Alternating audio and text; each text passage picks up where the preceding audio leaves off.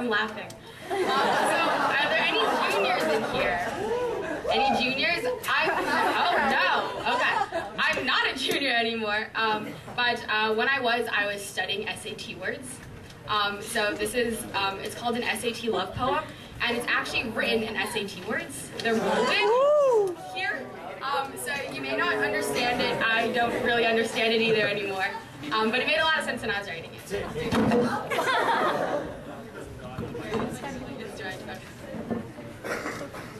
if it's good, and then we won't mess with that again. Okay.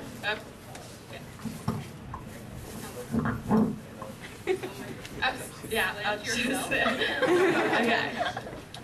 Her love for him burgeoned. It was ephemeral, but oh, how it was ineffable. I know all that's left is a vestige. A girl who is bereft because she and he are estranged. She knew it was fallible, but she didn't want to repudiate it. It was too sublime, but she wants to say it was picayune. Because then it wouldn't be so impeding. And she wishes she were interminable, but she's implacable. Looking back, he was impudent, and their love was incongruous and onerous. Everyone tried to be officious, but friends are only a palliative, and he is the cure.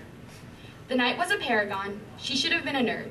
She should have been languid, full of lassitude, but she was obstinate and partisan to the fact that love exists.